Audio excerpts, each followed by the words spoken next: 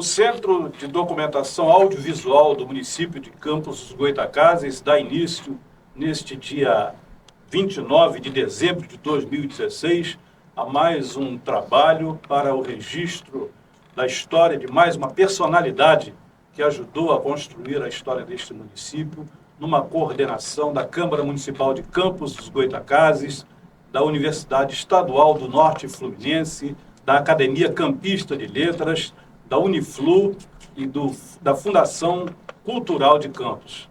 Nós estamos ao lado do jornalista Avelino Ferreira e o entrevistado desta feita é o Dr. Edson Batista, médico, vereador, presidente da Câmara Municipal de Campos dos Goytacazes e de uma trajetória intensa na vida política e na medicina do município, entre outras atividades. Avelino, tudo bem?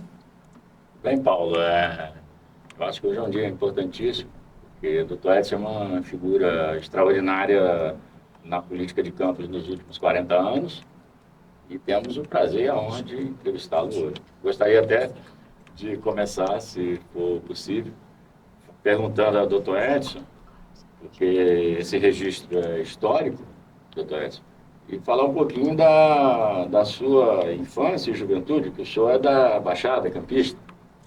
Sim, meu pai era comerciante e casou com a Doralice Peçanha Batista, o nome do meu pai era Vilso Peçanha Batista, e dessa união nasceram 4 filhos, Edson, mais velho, Elmo, Ana e Dilma. Então, eu fui fruto dessa família, meu pai era comerciante, minha mãe era doméstica, não tinha uma profissão definida. E comecei minha formação no primário com a vizinha, a famosa Dona Selma, que dava aula particular para a gente. E logo depois eu entrei no Externato França, que era dirigido por Dona Ceci, uma professora que marcou muito a nossa infância. E depois eu passei para o Liceu de Humanidade de Campos e concluí o ginásio. Posteriormente, parte do científico. Depois eu fui para o Rio, fui trabalhar, fui ser bancário, trabalhava durante o dia e concluí o curso científico no Rui Barbosa e fui diplomado, né, como término do segundo período, né, do científico. Concomitante a isso, eu fazia um cursinho particular, o Galote, que era na Cinelândia, era bancário, e trabalhava no período do dia e estava preparando para o vestibular. E tive uma felicidade muito grande. No primeiro vestibular, nessas circunstâncias muito adversas, eu passei para, talvez, a faculdade mais importante do Brasil, né? A Faculdade da Praia Vermelha, uma faculdade tradicional, que depois viria a ser a UFRJ, né? E consegui me diplomar em médico, e num momento histórico muito intenso, que os questionamentos da ditadura e dentro da universidade era um caldo de cultura de tendências políticas, né, de todas as matizes. E tive a honra de conhecer alguns companheiros que depois nós reencontramos posteriormente. O Partidão tinha um gueto, uma estrutura dentro da universidade, né? E o Partido Comunista naquele tempo era Prestes, que era o comandante, né? E lá eu conheci Noronha, que foi secretário estadual de saúde, e outros companheiros, né? Havia outras tendências também, mais extremistas, né? Uma visão da teoria do foco. O que dizia a teoria do foco? E foi uma experiência exitosa com Fidel Castro e Che Guevara. Olha, vai para uma serra não tem acesso a veículo motorizado, não tem estrada, o armamento pesado não tem condição de ser levado e só vai soldado com fuzil. Isso, o grupo da guerrilha tinha essas características, conhecia muito o terreno. E com essa teoria eles tomaram o poder em Cuba. Se eles conseguiram fazer isso, por que não era possível todos nós seguir a mesma tendência, né? E focos de guerrilha foram implantados no país, não teve êxito, né?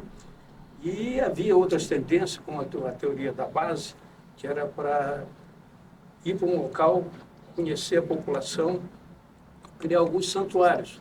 Hoje existem muitos santuários. Por exemplo, o tráfico domina algumas áreas do morro, e lá a polícia tem dificuldade de alcançar. E mais ainda, ali, aquela comunidade, traficante, é acolhido pela comunidade e protegido. Então, essa teoria de base que o Partido Comunista Chinês criou, também foi utilizada como experiência de guerrilha, somente na Amazônia. Mas, enfim, então, foi uma experiência muito rica e nós participamos com todas as tendências na luta pela redemocratização, na luta pela anistia e participamos muito desse processo. Foi uma parte prática muito interessante. E isso só mudou, eu vou contar um episódio extremamente interessante. Era 8 de outubro, meu coordenador, olha, nós temos que fazer uma operação hoje. A operação era distribuir panfleto em condomínios proletários, fazer algumas pichações, e era 8 de novembro, não estava atentado pela data. Aí, vamos fazer uma operação. Foi um grupo, umas 10 pessoas, em vários carros, né? E faltando 2 minutos para desencadear a operação, o coordenador falou, olha, hoje é 8 de outubro, dia do aniversário da morte de Che Guevara. Foi até criado um MR8. Nós vamos inaugurar em Cascadura uma praça chamada Che Guevara. Vai ter um grupo que vai retirar a placa, o nome oficial da praça. O trem vai desembarcar, assim que desembarcar o trem vai sair um folhetório, e cada grupo, um vai fazer pichações, o outro vai entregar panfleto. Che Guevara, herói do povo, Vladimir Palmeira ia subir no tablado, fazer um discurso saudando Che Guevara, a placa ia ser retirada, tudo isso cronometrado em 5 a 7 minutos. A minha atuação em grupo era no máximo fazer panfletagem.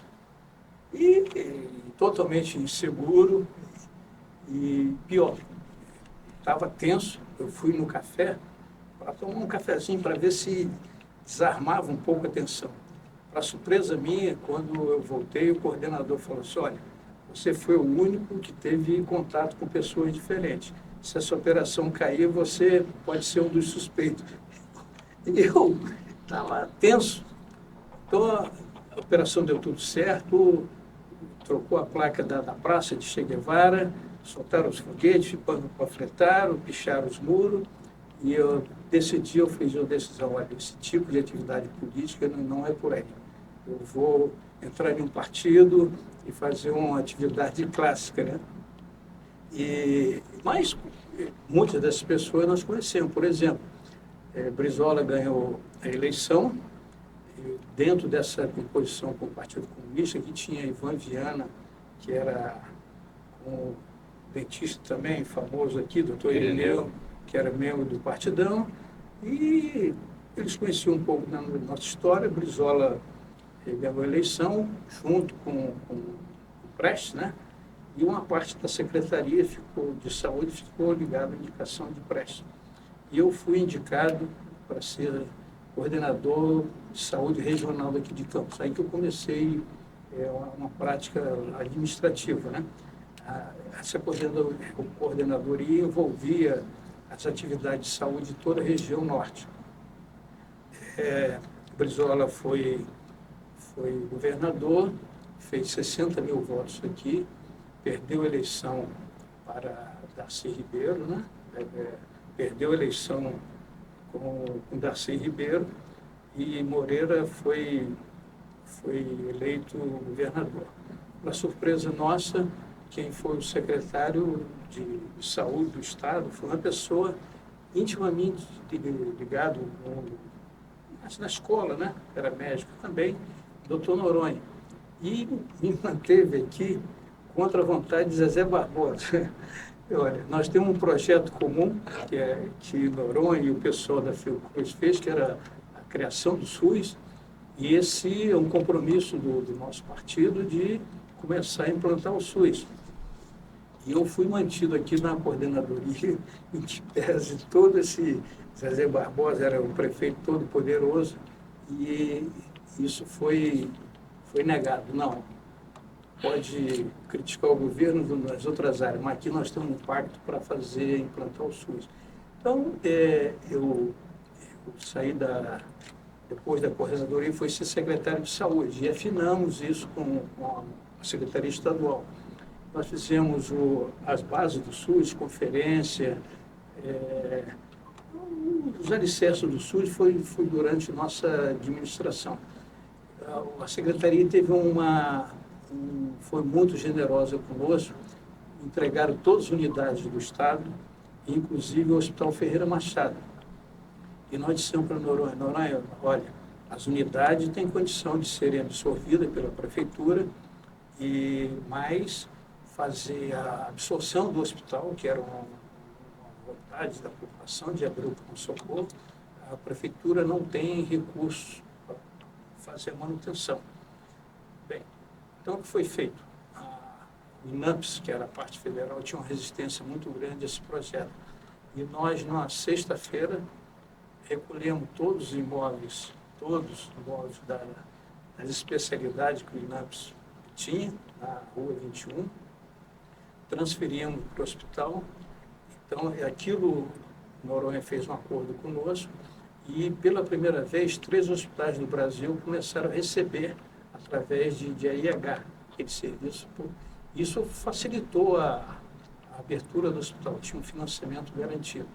E com os profissionais levados lá para dentro, havia uma parte ambulatorial, que foi essa parte do INAMPS. Nós fizemos isso na marra, na sexta-feira, colocamos móveis e tiramos tudo da Rua 21, colocamos no Ferreira Machado. Na segunda-feira, as consultas marcadas, tinha Kombi para receber os pacientes e transportar para lá. E dentro de um movimento de contestação muito grande do Dr. Adil Sarné, era vice-prefeito. E médico tinha uma interferência muito grande na área de saúde, e havia muitos questionamentos.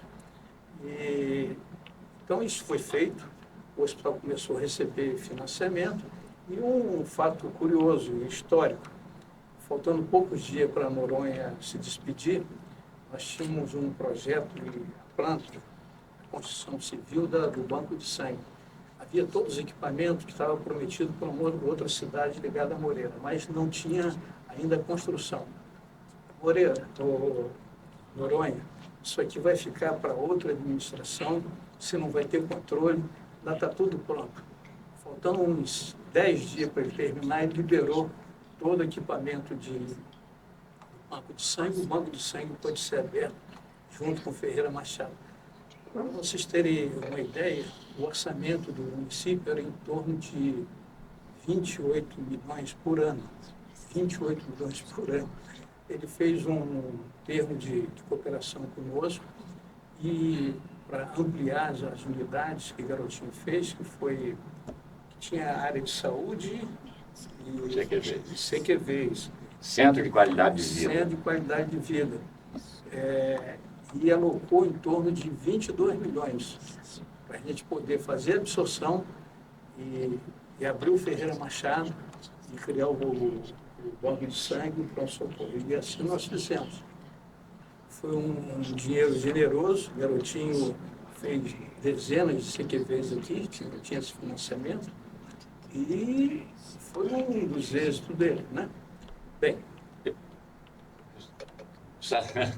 É muito bom, doutor, mas veja bem, tem algumas coisas algumas lacunas que eu gostaria que o senhor lembrasse ainda um pouquinho lá atrás, assim, em termos históricos. E está referindo especificamente... Não, referindo à própria trajetória, assim, para não ter uma linearidade. Por quê? Porque quando o senhor entra na faculdade, o senhor nasceu em 46. 46. Né? O sinal fez agora 70 anos, dia 10. Exatamente. Então, o senhor faz a faculdade de medicina, não é? E já no período ditatorial, Sim, né? sim. 64 já tinha ocorrido, não é isso? Já dentro da ditadura. E que houve esses movimentos que o senhor participou. Sim, tem um fato interessante. Existia o doutor Dias, que era ligado ao Partidão, que tinha uma clínica também, uma clínica em Campo Grande. E os estudantes médicos que ele conhecia do movimento ligado contra a ditadura, ele abrigou lá, deu um espaço lá para trabalhar lá como médico, né, recém-formado, e nos abrigava lá. E tem um fato maluco, jocoso e triste. Dentro dessas passeatas, que tinha manifestações, houve a morte de terceiro presidente antes de Médici. Não, antes. Não, antes de Médici, Costa Silva estava doente. Faleceu, entrou a junta militar e fechou as coisas. E o pessoal da repressão prendeu umas arraias miúdas lá da manifestação. Para soltá-lo, o senhor diz aí 3 nomes da organização aí de vocês. Aí o rapaz lá falou, tem Carlos Alberto. Aí foram ver a ficha de Carlos Alberto. Carlos Alberto trabalhava conosco nessa clínica. Foi presidente do DCE, já teve preso, tem isso. Aí foram lá prender o Carlos Alberto. E num tempo fechado, duro, levaram o Carlos Alberto para Ilha Grande. Carlos Alberto confessou até que descobriu o Brasil. Então, torturado. E pior, diz Carlos Alberto, as celas lá da Ilha Grande, né, eram contínuas e cada cela ficava 20 a 30 presos.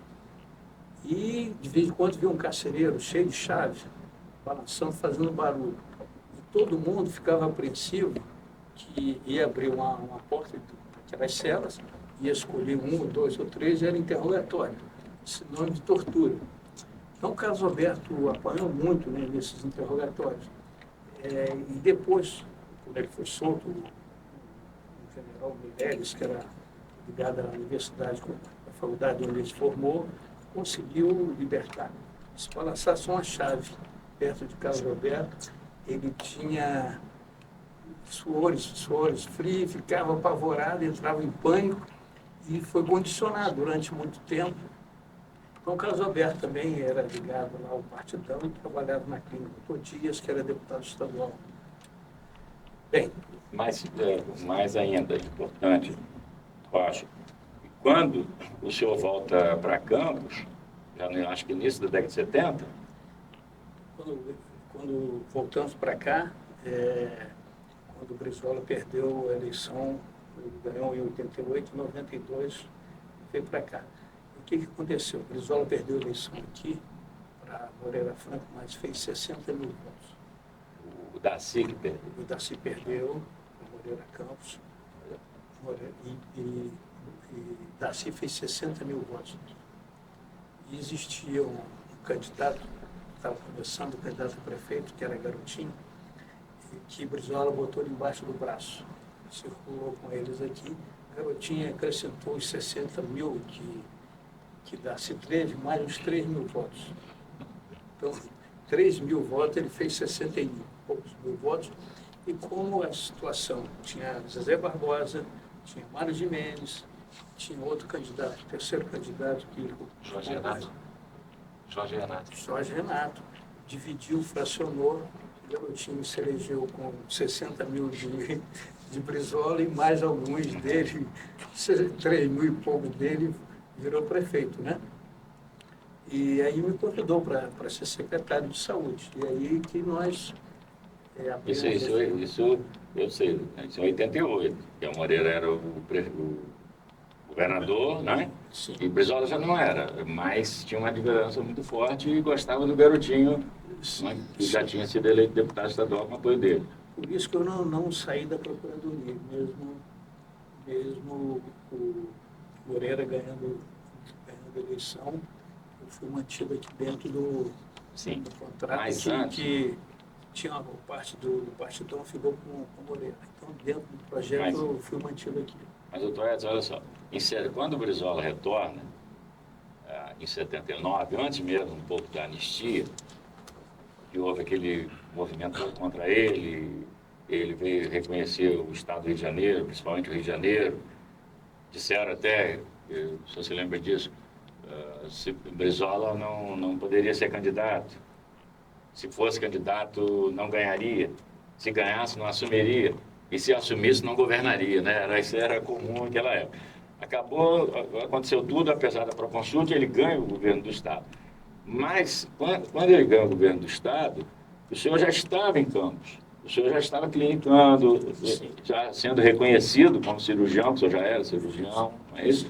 E quando ele vai compor o governo, isso que o senhor explicou agora há pouco, em 83, não é? Me convidou para ser coordenador. Isso, porque nós não tínhamos um pronto-socorro.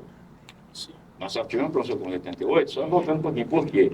Eu mesmo, quando sofri um acidente, que foi levado para o pronto-socorro, tinha que deixar um cheque na portaria, um cheque em branco, que era na Santa Casa, porque o pronto-socorro era particular. Quando a prefeitura não cumpria algum convênio, não pagava a parte que lhe caberia, a Santa Casa não atendia gratuitamente, ou seja, não existia um pronto-socorro. Sim. E essa obra foi tão importante, Garotinho, no final do governo dele, perguntou qual a atividade, a contribuição mais significativa na administração dele. E a abertura do pronto-socorro ganhou disparado. Foi a maior realização sob o olhar da população, foi a abertura do pronto-socorro com banco de sangue. Sim. Que o Brizola tinha reformado aquele hospital. Sim, não deu tempo de equipar. Nós fizemos até uma inauguração, pelo menos da obra, vamos deixar o registro. E o Irineu estava lá com a esposa dele, o filho dele era o meu subsecretário, lembra disso? O Beneuzinho. E a obra ficou pronta, mas não tinha equipamento. Mas vamos deixar registrado. Faltando 3 dias ou uma semana para o Brizola ir embora, chamou a polícia militar e fizemos uma inauguração lá para deixar registro, né? As críticas foram enormes, né? Abriu um pronto-socorro que não tinha equipamento, mas era o registro histórico. Uma obra belíssima que foi a base e continua sendo o pronto-socorro, mas foi feito assim. Quando eu fui secretário, que nós conseguimos implementar, levar... Foi parte do financiamento que a Secretaria nos deu, volto a repetir, o orçamento do município era de 28 milhões, dentro desse pacote de absorver as unidades do Estado e botar o pronto-socorro para funcionar, foi transferido esse recurso dentro desse convênio, quer dizer, para a época, quase um orçamento inteiro da Prefeitura. Então, teve condições econômicas para contratar funcionários, profissionais de saúde de toda a gama, né? Médicos, e abriu o pronto-socorro. Só um último detalhe. Esse registro até... Garotinho, eu avisei ele, o vice-prefeito não tem interesse que isso fique registrado. Vou fazer um último pedido. Depois você me manda lá para trabalhar no Rio com o Brizola. Demite o Adil Sarmé. Garotinho que demitiu Adil Sarmé dentro. E a aliança que foi feita, aí rachou mesmo. Mas tinha um movimento do vice ligado a sindicatos, ligado à sociedade de medicina, que estava embargando o desenrolar. Depois de retirar na marra consultórios do INAMPS, transferir para lá, e aquelas medidas todas para abrir Quando o garotinho soube que tinha financiamento, vou lá para dentro do hospital e vou abrir o hospital na marra. Já tinha recurso. Realmente abriu, né? Mas foi essa infraestrutura criada com Noronha na secretaria que permitiu, né? O garotinho chegar e vou abrir. E foi para lá, levou uma semana, começou a contratar gente, comprar equipamento e abriu o pronto-socorro. O Paulo Renato quer falar, mas Me lembro no início dos anos 90, chegando a Campos, primeira entrevista com o Dr. Edson Batista, aí no seu gabinete, uma foto de ninguém menos que Che Guevara. Diga isso. Mas eu queria voltar também a 1988, perguntar ao Dr. Edson Batista, quais a ditadura caindo de podre já, né? Poder civil instalado, quais as condições, em sua avaliação, que possibilitaram ao surgimento de um fenômeno como o garotinho, né? Num cenário controlado pelas oligarquias regionais, e quais as condições que possibilitaram a sua vitória naquele momento?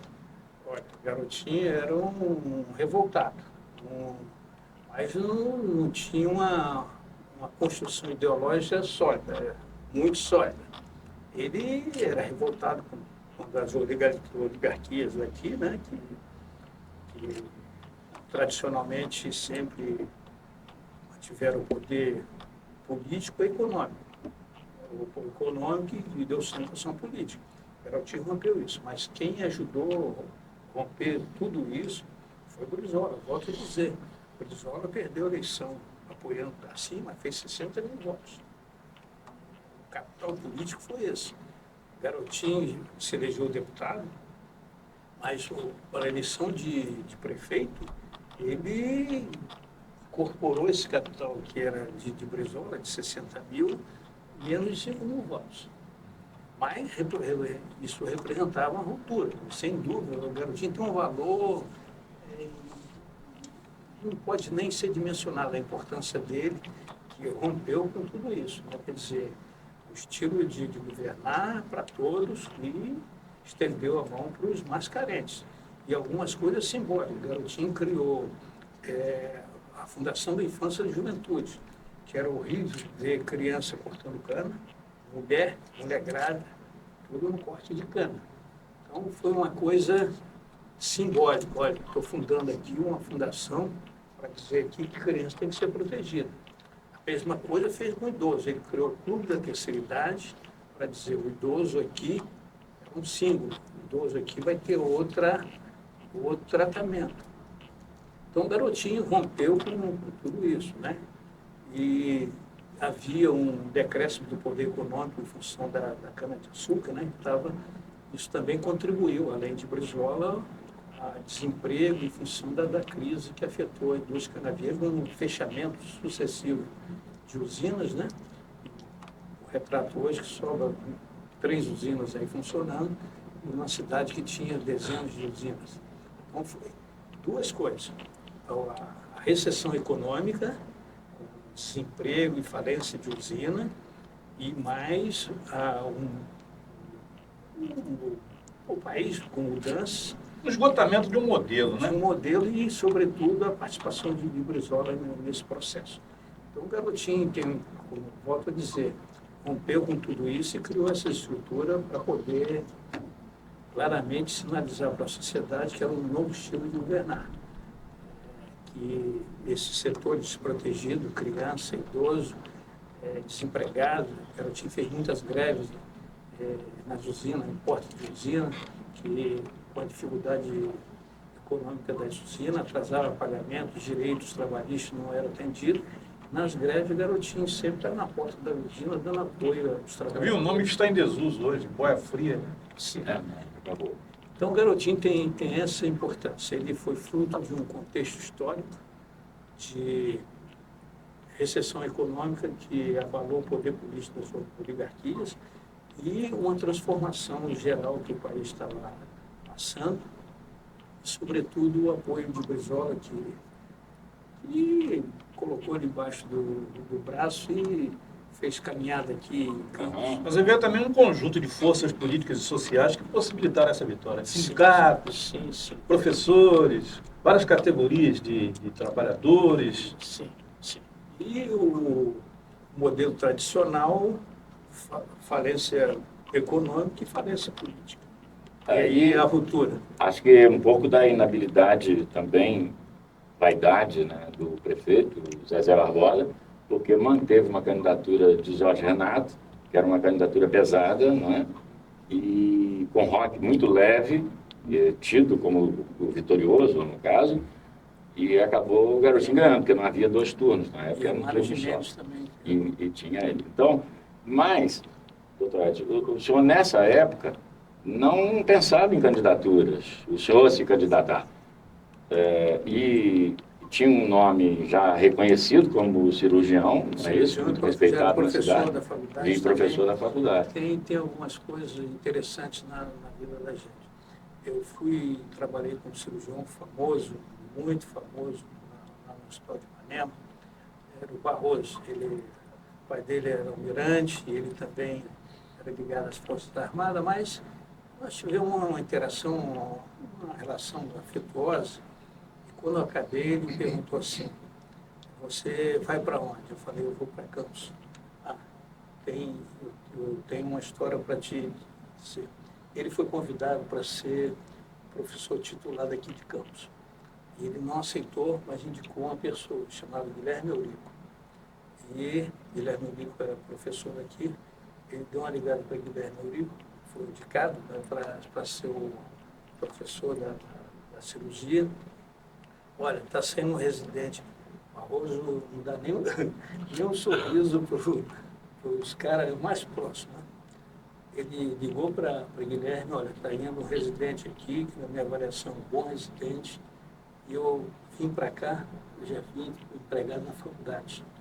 Ele me deu um cargo de titular, que foi indicado por ele, que chama Guilherme Bico, e conhecia lá no serviço também. Guilherme aceitou por indicar com o que ele não quis, e Guilherme me contratou no primeiro dia que eu desembarquei em Campos.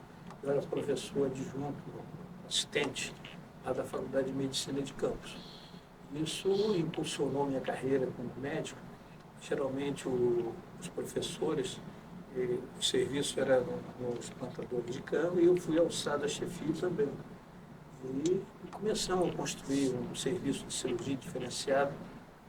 Fizemos a primeira residência aqui em Campos, nós que implantamos residência em cirurgia. Então, todos esses fatos que contribuíram, né? De chegar em Campos empregado como professor, chefiar um serviço de cirurgia, criarmos a primeira residência de cirurgia da cidade, e dentro de circunstâncias fortuitas. Né? Sim, mas existe uma coisa, parece que as pessoas comentam muito, mesmo, de verdade, porque nas últimas décadas, a gente vê a medicina, o pessoal que faz a faculdade de medicina, estudantes em geral, vê sempre como um negócio, uma profissão rentável, etc.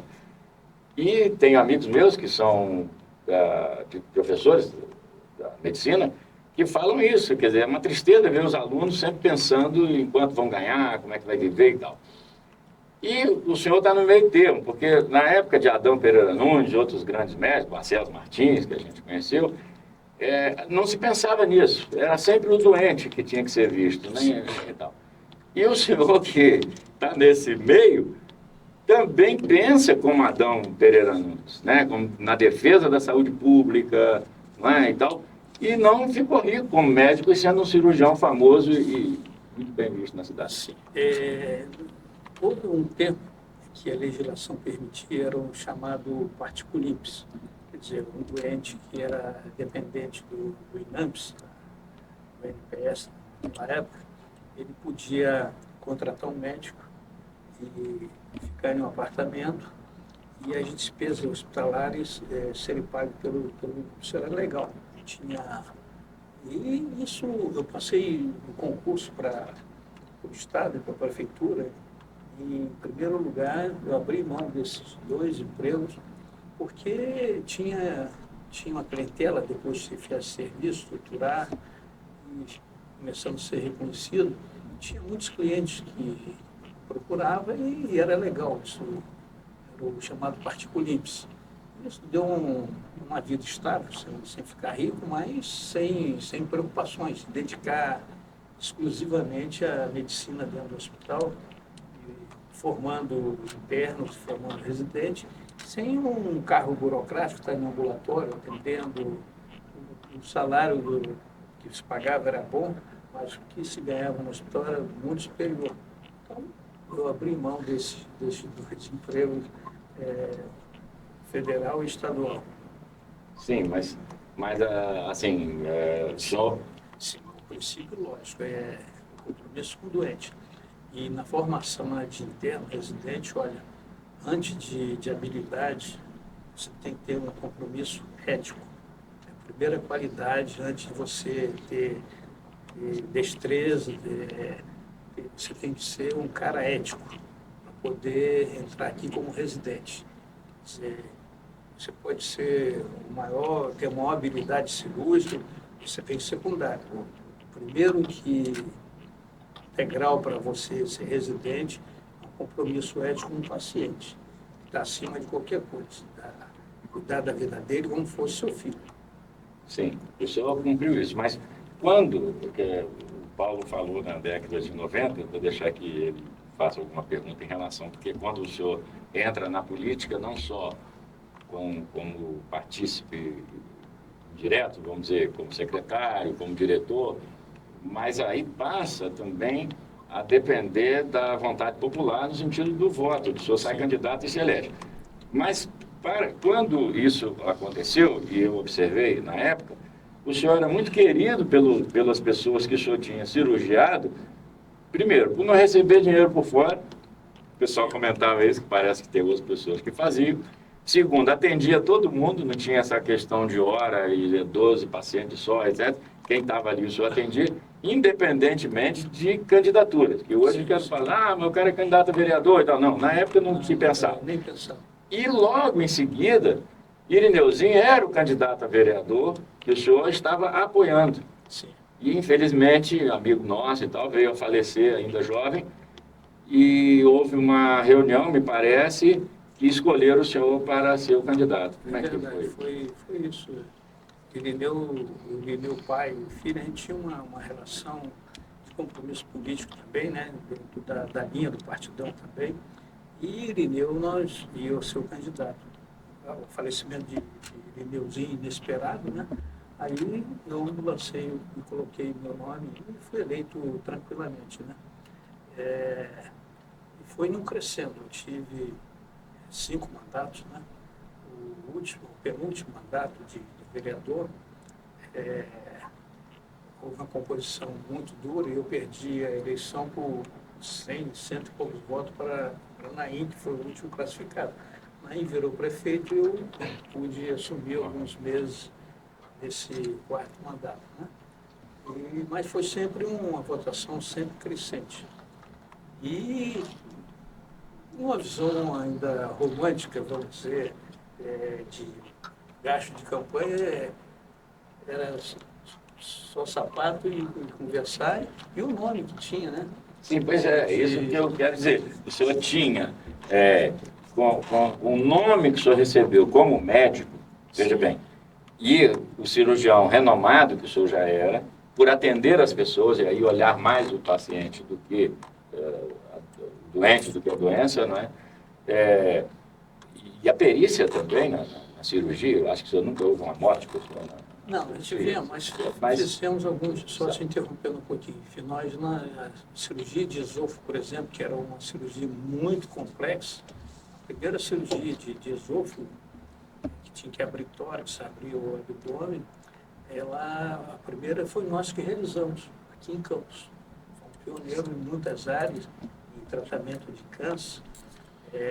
O hospital já tinha uma infraestrutura de CTI residente para acompanhar os pacientes. Então, avançamos muito em cirurgias de pâncreas e, sobretudo, fomos pioneiros aqui. Então, Então, isso deu, acho, né, também essa notoriedade, porque quando o senhor se lança candidato, foi uma eleição tranquila, não teve recursos, como não tem as campanhas de sua, né? Mas havia o reconhecimento da sociedade, né, de parte da sociedade, ponderável e sem problemas. Esse primeiro mandato, não vi, eu não sei se Paulo Renato acompanhou, mas não vi nenhuma maior complicação na Câmara, nem nada, 96, 2000. Sim. Eu acho que o senhor teve uma atuação destacada a partir daí. Sim. Paulo segundo Bernais mandato. foi escolhido por Garotinho para ser o presidente e eu fui convidado a ser secretário. E nós dois, ele e o subordinado a ele, comandamos a Câmara lá e foi Uma certa tranquilidade. muito tranquilo, muito tranquilo. E teve um episódio, a gente estava querendo galgar outros patamares para ser deputado estadual. Aí tinha eu, Pudim e Paulo Bernais. Então, só tinha 2 vagas. Aí escolhi o Pudim, o candidato vai ser Paulo Bernais e Edson. E o pastor Hebe virou candidato a deputado federal, que no momento eu fui até cogitado. E faltando uma semana, 10 dias para a eleição, para a realização do pleito, né? Havia 2 vagas e nosso potencial de votos tinha 5 candidatos potenciais para aquelas 2 vagas. Eu e Paulo Bernais e outros candidatos de outros municípios. Como o jogo foi claro, olha, Edson, Paulo Bernais é o candidato preferencial. Se der, vai os 2. Se não der, ele é o preferencial. E eu ultrapassei Paulo Bernais, né? Faltando umas 2 semanas antes na pesquisa. E Garotinho julgou que Paulo Bernais reclamou, ele era o preferencial. Garotinho deu uma fita gravada que votava em Paulo Bernais. Faltando 10 dias. Paulo Bernais foi eleito e eu sobrei, né? Ele até me convidou depois para ir lá para o Rio. Não, vou ficar por aqui mesmo. E ficamos depois na oposição, praticamente todo o tempo, com o Arnaldo, com o Caiber. Sim, mas nesse episódio da oposição, o senhor marcou um ponto enorme na Câmara, porque o senhor acabou ficando quase que isolado, que em geral as pessoas compõem, né? Sim. Com o governo, o senhor ficou quase isolado e foi um momento difícil, me parece, na sua vida e na vida da sua família. Houve, inclusive, ameaças a você e, assim, foi um momento difícil ali, né? A resistência que o senhor estava ali sozinho. Aí nós fizemos oposição dura, permanente e sofremos todas as represálias, né, e as limitações, mas conseguimos, praticamente isolados, manter esse posicionamento na hora que os governantes escolhidos pelo próprio Garotinho começaram a desviar o rumo político também para outros setores, né, aqueles compromissos clássicos de básicos estavam sendo esquecidos. Doutor Edson, o senhor sempre, né, visualizou a política como um instrumento de transformação, mas hoje o que se vê é a negação da política, até mesmo a criminalização da política. Você está vendo esse atual momento, falando-se com um período décadas atrás, quando havia... Sim. Infelizmente, o país ficou mais complexo, industrializou, organizações financeiras poderosas e começou a fazer financiamento de campanha, ou legal ou por fora, para eleger os representantes, né? Empresa privada não financia campanha, faz investimentos. E isso ruiu no país como criminalizou toda a política. Isso é muito duro e basta lembrar que tudo isso começou também em 2008. A crise da bolha lá americana de construções de imóveis, ela expandiu e está em curso ainda. O que aconteceu na Europa, na Espanha, em Portugal, na Itália, foi um retrocesso enorme. Então, nós estamos assistindo uma crise e, do lado dela, a criminalização de um modelo aí que faliu. A gente não sabe aonde isso vai desembarcar, né?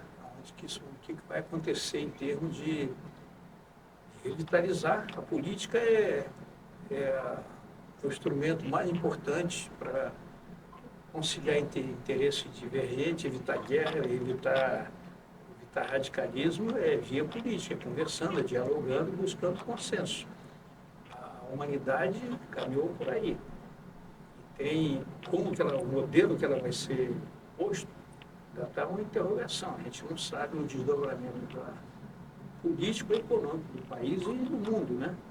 E coisas assustadoras na hora que elege um antipolítico, um empresário que nunca foi candidato a nada e está na chefia da nação mais poderosa, mais bem armada do mundo inteiro. Então, nós estamos São vivendo... Paulo ocorreu mesmo com o Dória, né? Exatamente. Belo Horizonte, o Calil, né, se elegeu com um discurso, não sou político. Sim. Então, mas isso a gente não sabe onde vai parar, né? Criminalizar a política é negar a condição de progresso da humanidade. O mundo caminhou, construindo consensos e avançando o processo civilizatório, né? Virando páginas. Por exemplo, as pessoas falam do EI, mas a religião católica queimou gente, despedaçou gente, mas o processo civilizatório vai avançando, né? A gente construir um mundo melhor para se viver e sem grandes desequilíbrios, né? Sem grandes fortunas e gente miserável. Mas ninguém tem bola de cristal para dizer daqui a 20, 50 anos como é que vai ser construído esse novo mundo. Como vai ser a política. Pronto. Tá muito boa mesmo. Só vai dar uma pausa para gente respirar, fazer xixi. Gravando. Câmera 3, ok. Ação. Então, tá. Mas, doutor Edson, olha só. Nessa trajetória política, que mistura tudo, a medicina, o seu reconhecimento na medicina, essa questão que vem lá de trás, da sua participação na esquerda do movimento universitário, não é? Isso culmina com a sua escolha para vereador, a atuação sua como vereador, principalmente no segundo mandato, te credencia a voos mais altos, né? Que aí há os problemas políticos que não foi favorecido para a deputação estadual, que tinha uma candidatura praticamente certa, uma cadeira na Assembleia, que não deu. E o senhor, então, retorna à Câmara e exerce sempre com muita dignidade, reconhecido pela sociedade, o seu mandato, e chega à presidência da Câmara. Sim. Como é que é essa passagem? Cheguei à presidência da Câmara em uma circunstância especial. O Garotinho tinha uma dívida política comigo. Na eleição anterior, eu perdi a eleição, assumi o mandato posteriormente, quando o Naim saiu, foi ser prefeito, mas eu perdi a eleição com a diferença de 100 votos para Naim. E Naim, faltando uns 10, 15 dias, teve um apoio importantíssimo para viabilizar a candidatura dele. Ele ganhou, eu fiquei de fora e ele ficou com a dívida política meu. Entendi relação familiar, não devia se misturar coisa com coisa, mas tudo bem. Quando eu elegi pela última vez, o Garotinho disse: vai ser o presidente. E articulou com o Suledil que eu seria o presidente. Eu virei presidente da Câmara e no primeiro dia que eu entrei, eu tenho que criar uma marca da nossa administração, ela não pode ficar difusa. Tem que criar 3 compromissos essenciais da nossa administração. Nós vamos pautar a nossa administração em 3 linhas de atuação, para não ficar uma coisa aleatória, ao sabor das circunstâncias. nós vamos querer participação, fizemos dezenas de audiência pública, participação para transformar, rever a nova lei orgânica, atualizar a lei orgânica, que já tinha mais de 20 anos. Então, foi um movimento de muitas audiências, ouvindo toda a sociedade, e esse era um tripé importante. Intensificar as audiências e, sobretudo, na mobilização da reforma da lei orgânica do município. Querer transparência, criamos o portal da transparência, colocamos salários de todos os servidores, de assessores, de funcionários, e todos os contratos também disponibilizamos no portal da transparência. E o terceiro item era o resgate histórico-cultural. Então, eu entrei no primeiro dia da Câmara com esses objetivos e com essa logomarca. 3 compromissos essenciais. Então, volta na área da participação, nós fizemos a lei orgânica, fizemos muitas audiências, criamos um código de ética novo, um novo regimento atualizado para a Câmara. Na transparência, já citei as ações, e no resgate histórico-cultural. E tivemos muitas ações. Nós criamos primeiro o Bonde da História, Estação Câmara, levamos mais de 10 mil crianças para conhecer o funcionamento do plenário da Câmara, a importância do Legislativo, e estávamos iniciando também o Corredor Cultural, que visava, dentro do conceito de resgate histórico-cultural, era tirar do ostracismo e divulgar de uma maneira mais ampla as personagens mais importantes que moldaram nossa identidade, né? Começamos com a estátua de Nilo Peçanha, com José do Patrocínio, resgatamos a Justina, escrava doada ao padre vigário João Carlos, que tem nome de rua, e foi doada a ele com 13 anos. O padre engravidou a Justina e dessa união nasceu José do Patrocínio. José do Patrocínio é uma figura ultra conhecida, mas a mãe dele estava no ostracismo. Mais recentemente, colocamos o nome de rua de Justina também. E depois, outros personagens dentro do corredor cultural, como o Capitão Kirk, né, que é o patrono da aviação do Exército Brasileiro, que também foi tirado do limbo também, as pessoas não conheciam a história do Capitão Kirk, né? Então, Nilo Peçanha, José do Patrocínio, Capitão Kirk, a nossa heroína, a Benta Pereira, o trajeto dos 7 capitães, a primeira Câmara, né? Conseguimos a ata que definiu os vereadores daquela época, no período colonial ainda, né? Quando a Câmara tinha função legislativa, tinha função administrativa e função de poder de polícia também. E, mais recentemente, inauguramos alguns historiadores famosos, né? O Lamego, pai e filho, mais um Feidite. Então, dentro da área de resgate histórico-cultural, nós fizemos o corredor, levamos mais de 10 mil crianças para conhecer cada um daqueles personagens, fizemos livretos de cada um para difundir, colocando no site da Câmara, né? Essa informação disponibilizada, e criamos também um Parlamento Mirim, que concorreu com mais de quase 2 mil municípios que tem Parlamento Mirim.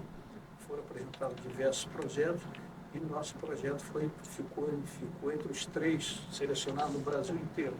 E a garotada esteve em Brasília, participou de uma sessão lá na Câmara Federal, e foi muito gratificante isso. Então, o Parlamento Mirim trouxe uma gratificação muito grande, não só para a nossa equipe, mas para todos aqueles alunos que acreditaram nos projetos, né? E a premiação final. Depois, nós avançamos, nós estamos vivendo um mundo midiático, com todas as distorções que tem na rede social, e a Câmara não pode ficar à mercê, agora e principalmente no futuro, já que a informação vai ser cada vez mais difundida e cada vez o acesso mais fácil, ela ter uma informação de qualidade, ela não ficar refém de mídias, os aspectos só são comerciais. Então, nós criamos uma TV fechada, né, dentro da linha do resgate histórico e cultural, fizemos muitos documentários e, mais recentemente, conseguimos uma TV aberta, que esse projeto iniciou só agora, mas o objetivo dele é fazer uma interlocução direta com a sociedade, fornecer contraponto com informações de qualidade, para você não ficar refém de nenhuma mídia comercial. E mídias também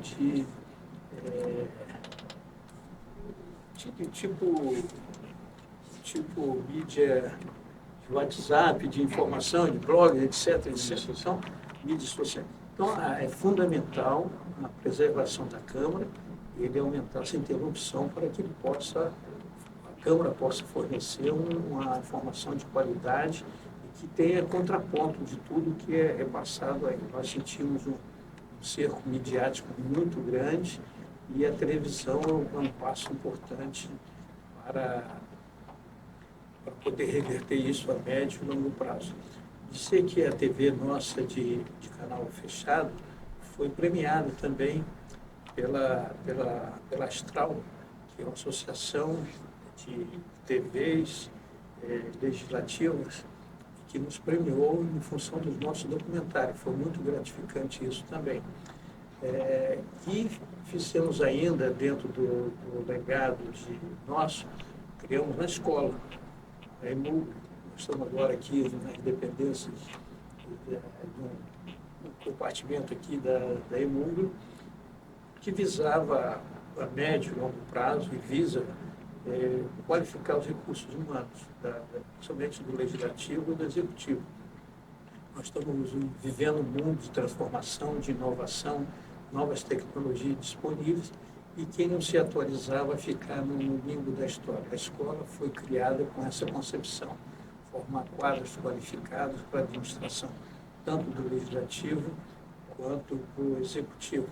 E essa escola também foi premiada 2 vezes pela ABEL, que é a Associação Brasileira de Escolas de Legislativos. Ela também foi premiada, né? Então, dentro desse contexto, além de TV, infelizmente o projeto da Rádio Câmara, por motivos políticos, não houve celeridade para ser implantado, está em curso. Esperamos que o próximo presidente continue as gestões para a Câmara também ter um rádio para poder facilitar essa interlocução. Então, nós fizemos diversos livros, né? Livretos sobre o foco do terceiro tripé da administração, que é o resgate histórico e cultural, e vamos deixar esse legado aí, além de corredor cultural, livros que a Câmara patrocinou, imprimiu e distribuiu, né? Então, eu acho que basicamente foram essas realizações, e que desde o primeiro dia nós dissemos, olha, nós não iremos ao sabor dos acontecimentos. Nossa administração vai pautar por isso aqui. Lógico que isso não é totalmente rígido, mas tinha uma bússola muito clara desde o primeiro dia, né? De tocar essa...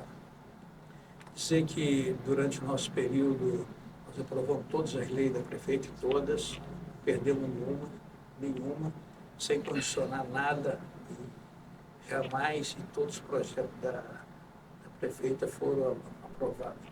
Fruto, talvez, de uma relação de força que é construído politicamente, já que nós tínhamos, no início, 21 vereadores e 4 oposicionistas. Quer dizer, uma relação muito folgada para poder dar tranquilidade no encaminhamento, nas decisões. E a coisa caminhou tranquilamente. Infelizmente, o período eleitoral houve algumas divergências com alguns vereadores, que criou um grupo independente, e que a relação na Câmara ficou, do ponto de vista político, um pouco mais difícil. Então, mas é esse legado que a gente está deixando, além do centro de documentação, está hoje, quem tem o prazer e a satisfação de deixar esse depoimento para ficar para a história aí, foi criado também na nossa administração. Eu gostaria, se me perguntar, Paulo, existe um fato muito importante, que eu acho, a gente que acompanha a questão política e a Câmara durante muito tempo, muitas décadas, é o seguinte, e que a população não sabe, que o orçamento do Legislativo, ele é um percentual sobre o orçamento original da Prefeitura. Sim. Se tiver menos vereadores ou mais vereadores, né, o orçamento é o mesmo. Sim. E quando o senhor assume, eu me lembro que a gente comentou isso na época, o senhor teve o mesmo orçamento anterior, praticamente, com 17 gabinetes. E o senhor governou na Câmara com 25 gabinetes, ou seja, são mais 33% de despesa direta, porque são mais 8 vereadores, né, a partir dos 17, e mais 40 assessores diretos, além das despesas gerais do Legislativo. Como é que o senhor conseguiu conciliar com o mesmo orçamento e fazer essa da questão cultural que o senhor está citando aí, que teve gasto também? Sim, com certeza. Realmente, nós, no início, nós fizemos uma redução de salários de vereadores e comissionados, no sentido de ajustar um quantitativo maior de vereadores e de gabinete com toda essa infraestrutura, que foi relativamente bem aceito no início e deu tranquilidade para a gente tocar na nossa administração. Dizer também que alguns avanços a Câmara nunca nem tinha pregoeiro. Nós fizemos os pregões presenciais na nossa administração e fizemos o primeiro pregão eletrônico da municipalidade. Foi feito pela nossa administração. Isso é muito importante deixar esse registro, né? Podia ter feito mais, nós fomos o primeiro. Fizemos o pregão eletrônico que concorre empresas do país inteiro. O edital é disseminado na rede e isso traz uma concorrência muito grande e, eventualmente, barateia o custo da licitação. Uma coisa também, eu acho importante que as pessoas saibam, né, nesse depoimento que é histórico, que nós estávamos, o senhor quando entrou em 2013, não é? 2013, e todos os pagamentos da Câmara eram em cheque. Eram centenas e centenas de cheques que o presidente assinava, né, para poder fazer os pagamentos, seja de empresa, seja de funcionário, cada um era cheque, não tinha conta bancária. Aí como que o senhor fez? Olha, a modernidade não cabia mais e tudo. Estou dizendo que havia, estou dizendo as possibilidades de pagar em cheque para lá, cheque para cá. Isso, a nossa administração é encerrada, só pagamento em conta. E existia histórias que o assessor não ia trabalhar e o vereador, história, eu não posso afirmar isso como realidade, pode ser folclore só, que recebia o cheque e fazia as devidas trocas lá, mas felizmente acabamos com isso, modernizamos o setor de pagamento da prefeitura, pagamento tudo online da Câmara, pagamento online para todos, para funcionário e para a empresa. Nada de fazer cheque aqui. E o mundo que pode ser criado, não estou dizendo que existe, pode ser criado de favorecimento.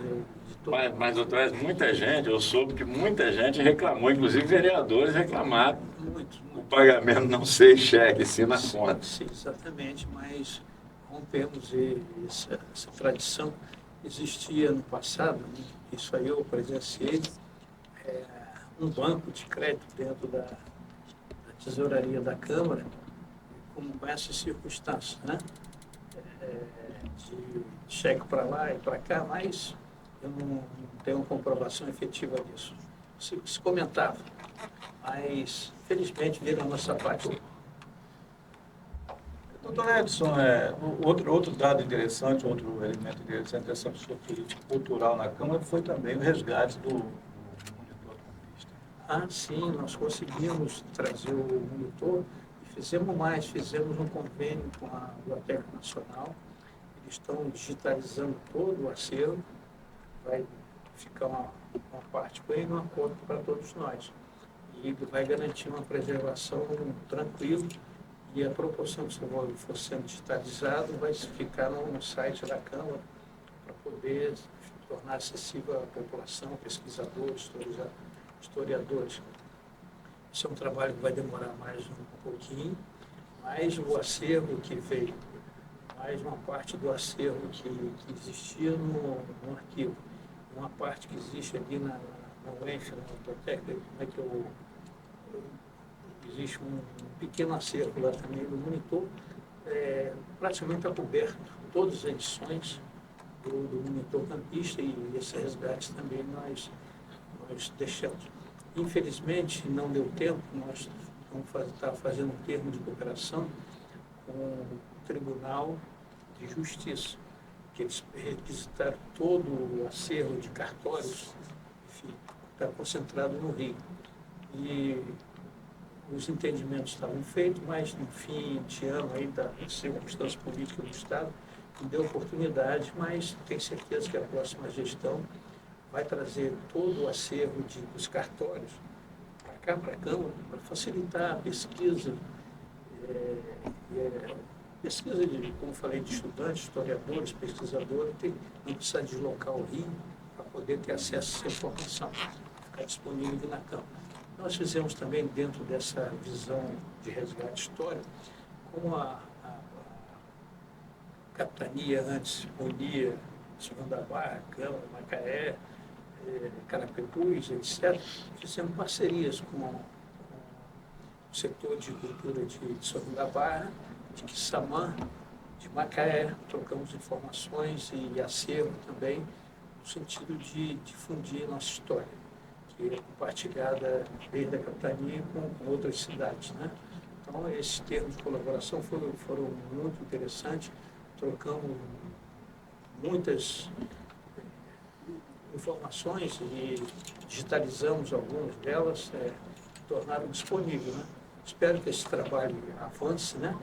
No sentido de não só a estruturação da nossa cidade, dos personagens, mas também da capitania como um todo, os municípios que entregavam a capitania de Paraíba e de São Tomé.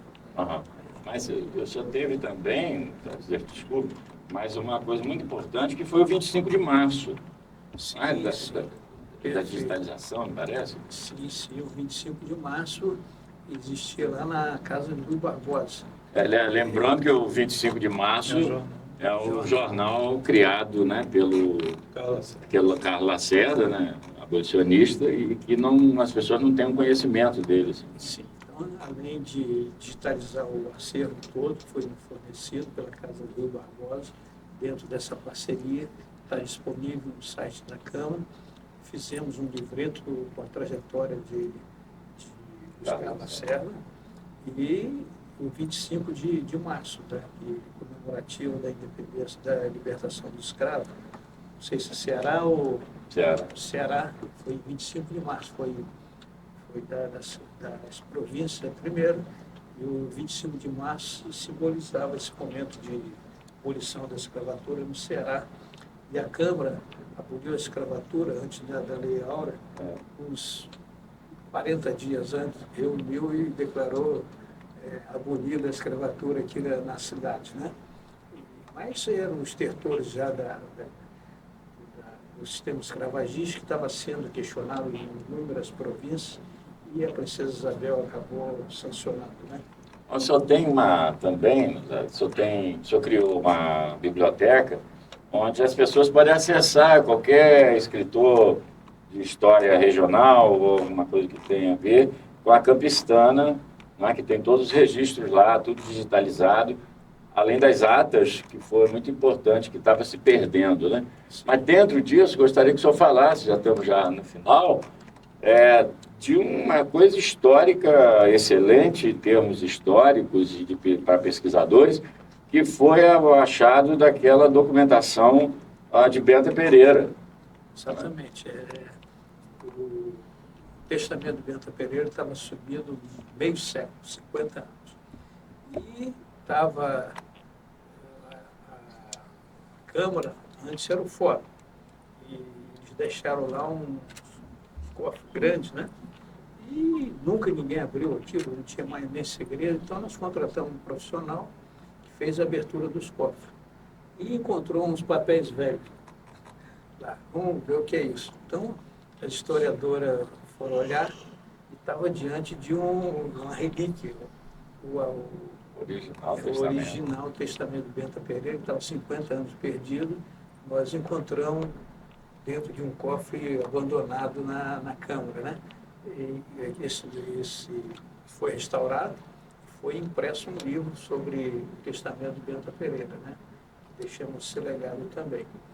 Então, a parte o tripé do compromisso de resgate histórico e cultural teve inúmeras iniciativas que foram vitoriosas. Eu acho que nós estamos deixando um legado importante. Espero que o próximo presidente continue nessa linha, dizer que com a tecnologia hoje, no futuro, cada escola, se tiver um secretário de cultura importante para a prefeitura, cada escola tem um nome. E para botar o nome precisa uma lei autorizativa. Aqui tem um currículo da pessoa, uma plaquinha em cada escola, em cada monumento, em cada rua, vai difundir enormemente a história da nossa cidade. Por que aquele nome de rua e quem foi aquele personagem? Cada plaquinha de nome de rua tiver uma plaquinha, uma barra de leitura, é só acessar um banco de dados e vão conhecer a história. Então, isso tem um potencial gigantesco de disseminação e capilarização da informação para toda a sociedade. Esse é uma questão importantíssima também, que nós podemos deixar aí como uma semente. Lá, por exemplo, na galeria do ex-presidente, cada ex-presidente tem uma barrinha de código de leitura, code, do aplicativo que faz aquela leitura. Então, a partir dali, pode conhecer a história desde ex-presidente, desde o Império, até chegar aos dias atuais.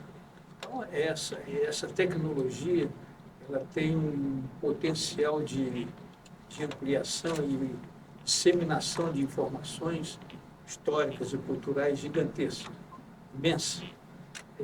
Nós tentamos fazer isso também no mini corredor cultural, em parceria com a Academia de Letras, em alguns personagens que estão lá, alguns bustos. Não sei o todo desenrolar, mas a ideia inicial era essa. Ali tinha a Escola de Artífices que Nilo Peçanha fundou, que é a sede da Academia, e cada busto ali tem uma plaquinha de identificação e acesso a um banco de dados da Câmara, e a pessoa sabe efetivamente quem é aquele personagem que está ali, qual a importância dele, qual o contexto histórico que ele viveu e da vida dele. Então, quero dizer que nós demos um passo, mas a caminhada é gigantesca para quem se preocupar com história e continuar avançando. Isso vai dar um potencial de disseminação de informações de história e culturais fantástico. E, em última análise, reforça a nossa identidade. Eu sempre falo que nós fomos colonizados aqui por os portugueses que desceram em caravelas, 2 pedaços de pau na visão do índio, sem importância nenhuma, nunca tinha visto falar em Cristo, não conhecia, vivia praticamente nu, e os caras todos de chapéu, todo indumentário, e essa ordem aqui que vale. Seus deuses não têm valor, e só restou 2 alternativas, ou fugir ou virar escravizado, ser escravizado dentro daquela novas concepções religiosas, de valores, de tudo. Praticamente um desembarque marciano. Aqui, olha, esquece tudo que vocês fazem, a ordem é essa aqui, os valores são esses aqui, os deuses são esses aqui, e o de vocês é um lixo, não vale nada. Então, ou fugiu ou foi sacrificado. Então, aqui não tem índio nem parente de índio aqui nenhum.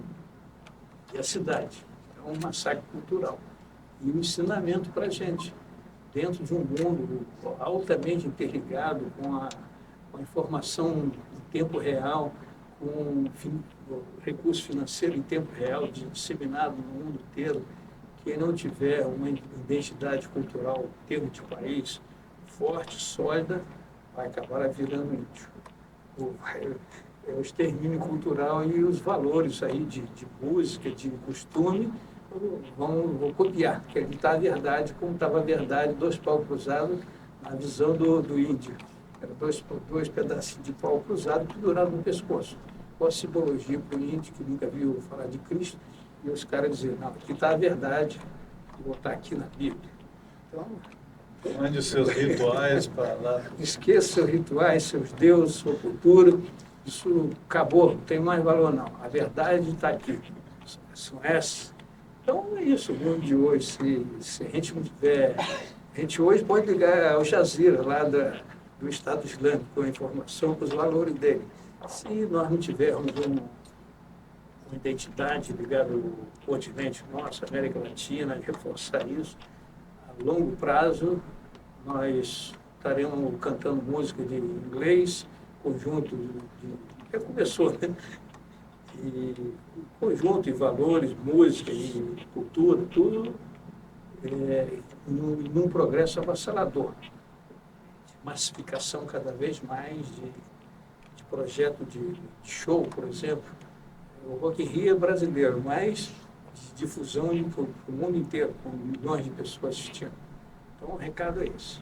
Não vire índio. Agora, existe. Agora, doutor Edson, para terminar, a gente podia fazer o seguinte. O senhor tem um conhecimento muito grande da história, preserva muito isso, essa questão dessa memória histórica, não é de hoje, nem é porque é presidente da Câmara, nem esse projeto que o senhor fez, que é importantíssimo. Então, quando o senhor fala de história, algumas vezes, algumas palestras, inclusive, o senhor fala o seguinte, o que mudou e fez o mundo avançar e o ser humano avançar foi a tecnologia. Você criou o instrumento, né, e criou-se o avanço e assim sucessivamente. A mentalidade nem tanto, nem chegou com tanta rapidez. E uma coisa que o senhor preserva, que é a política, que o senhor falou agora há pouco, quer dizer, para acabar com a força mandando, e sim o diálogo, que é mais importante, e a república, no sentido dos poderes. O senhor está vivendo um momento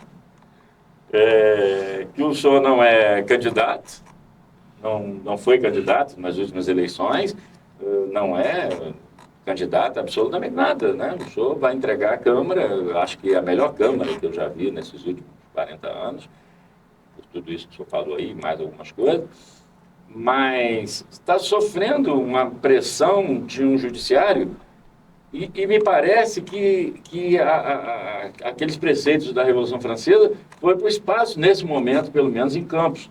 Ou seja, não há liberdade do Executivo, Legislativo e Judiciário, né, essa interdependência de poderes, porque me parece que o Judiciário está interferindo diretamente no Legislativo, onde o senhor preside, inclusive. E aí o senhor recusa até, Sim. já no final do seu mandato, desculpa, no final do seu mandato, o senhor se recusa, e isso está sendo comentado, fala, não, eu não participo de uma presidência de Câmara onde eu não mando, onde quem está mandando é o Judiciário. Há, inclusive, uma corrente de juristas renomados, segundo os quais nós estamos atravessando uma quadra difícil, perigosa e preocupante em relação a esse choque, acusações de invasão de competências, de ingerências de atribuições entre judiciário, legislativo e judiciário. Sim, antes eu quero responder uma questão importante, principalmente para os agnósticos. Na Grécia Antiga, desculpa, eu esqueci o nome do pesquisador, ele viu um macaco tentar pegar as bananas pulando e não conseguiu pegar as bananas.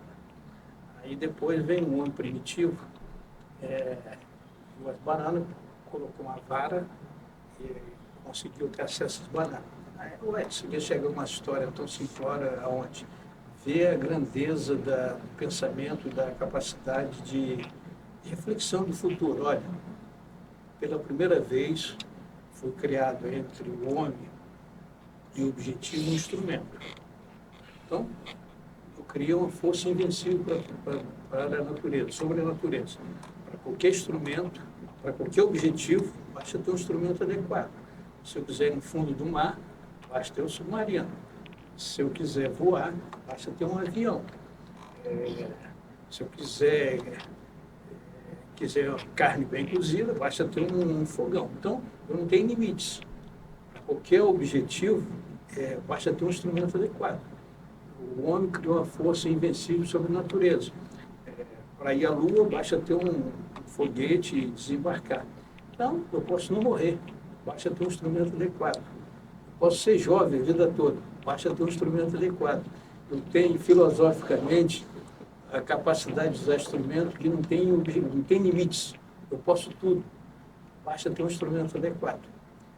Conceitualmente, filosoficamente, isso é uma grande verdade. Nós estamos vivendo um estágio que nossos instrumentos ainda estão precários. A nosso potencial, nós podemos tudo. Como eu disse, posso ser jovem a vida inteira, posso não morrer, basta ter um instrumento adequado. Mas, voltando à pergunta inicial, que foi sobre... O judiciário... o judiciário. Uma violência extrema. O atual mandato não tem processo contra nenhum vereador, que foram eleitos em 2012, foram empossados, contra revista, sem nenhuma, nada que o desabonasse. Então, vem a interferência judiciária e afasta 3 vereadores desse atual mandato. Quer dizer, sem processo nenhum, uma violência extrema. E aí é rebelião. Eu não vou presidir um parlamento que eu represento, sou presidente, emasculado nos seus poderes, castrado nas suas funções. Como é que é possível 3 vereadores sem processo serem impedidos aí da Câmara? Quem quiser que presida, eu não vou presidir mais nenhuma sessão.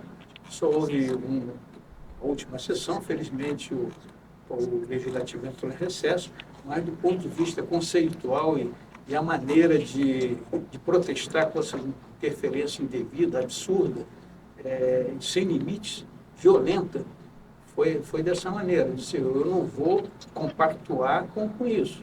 Quem quiser que toque aí a presidência da Câmara, mas eu represento aqui o Legislativo e não vou se submeter a uma violência dessa. O simbólico é isso.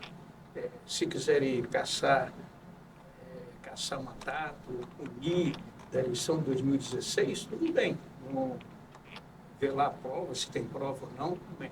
Agora, o mandato de 2012, não havia nenhum processo para impedir vereador entrar na Câmara.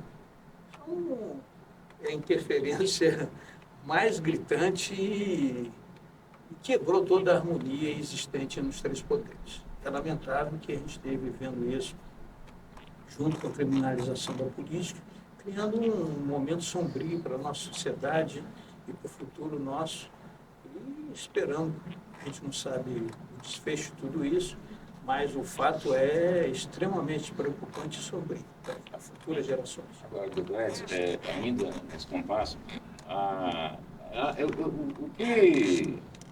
o que esperar, então? Paulo citou agora há pouco da eleição de São Paulo, de Belo Horizonte. Nós podemos ver isso em várias outras cidades brasileiras, um momento em que a direita diz claramente, ela tinha vergonha, durante 30 anos ela teve vergonha de falar essa palavra direita, e agora ela se assume como direita, onde tem movimentos, o senhor começou a sua entrevista falando sobre o golpe militar e as consequências desse golpe militar, que são terríveis, e as pessoas falam em golpe e nem sabem o que é, e hoje tem pessoas pedindo golpe militar, e é um percentual razoável, bom, razoavelmente grande, pedindo como se os militares fossem a salvação da lavoura. Quer dizer, não é os militares, não é uma questão militar, é uma ditadura militar, né? Um poder de força sobre a política, elimine a política e tal. Como é que o senhor vê isso como homem público, não apenas como presidente da Câmara, que está se recusando a fazer parte desse ferimento, vamos dizer, dessa harmonia entre os poderes? Como é que o senhor vê isso no sentido de futuro? Olha, nós estamos passando um momento realmente sombrio, mas a política é inerente da condição humana e é um grande instrumento de conciliar objetivos diferentes, interesses diferentes, com a capacidade de diálogo e entendimento. Isso é nato do ser humano e não tem outro instrumento dentro da democracia que faça isso. O que vai acontecer para o futuro é uma bola de interrogação. A gente não tem uma bola de cristal para ver o que vai acontecer. Mas lamenta profundamente a criminalização da política, que é um instrumento essencial para o avanço civilizatório. Sem política, nós caímos em estados totalitários, arrogantes, e que já tivemos no passado, e temos que superar essa fase. Não sei como que isso vai ser o desfecho, mas criminalizar a política é um absurdo, que é uma atividade inerente de tornar a convivência pacífica e conciliar interesses opostos. Via política, via entendimento e o legislativo, enfim, toda a democracia é construída em cima desses pilares. Então, eu acho que mais cedo ou mais tarde, de que maneira eu não sei, isso tem que ser restabelecido. Só uma pergunta como médico. Está havendo uma mercantilização da saúde? A Constituição Cidadã de 1988 está sendo desfigurada? E, por último, o SUS está sob ameaça futura? Olha, eu acho que a lógica do capital é ocupar todos os setores aí. O SUS foi um projeto generoso vendo a condição humana. Quer dizer, eu posso comprar muitos bens. Quem tem muito dinheiro pode comprar saúde, educação e outros bens. Agora, tem um segmento da sociedade que precisa de uma legislação que garanta minimamente alguns direitos básicos. E a saúde é um desses, com a educação. Se essa ordem for destroçada, nós vamos criar uma nação aí de gente à margem de condição social de dignidade. Espera que, enfim, que as empresas lucrem e cada vez querem lucrar mais e não tem mais área sagrada, a saúde, educação, qualquer outra atividade humana, o capital vai criar gerir a sua administração. Mas, dentro de um processo civilizatório, é preciso uma legislação que garanta alguns direitos básicos para o homem, para a sua sobrevivência e para ter uma vida útil. E a saúde e a educação são dois exemplos bastante consistentes em que pese está havendo essa mercantilização em todos os setores da atividade humana. E esse aspecto no Congresso, a tramitação, lhe preocupa? Médico, como político, como cidadão? Sim, e nós estamos vivendo um momento de incerteza, de sombrio, e motivo de muitas preocupações. Mas ninguém tem bola de cristal para desenhar ou sonhar o que vai acontecer daqui a 20, 30 ou 50 anos. E aqui em Campos, assim, só para terminar, Campos, daqui a 5 anos, 1 ano, 2 anos, 5 anos? Olha, nós temos um caldo de cultura extremamente diverso.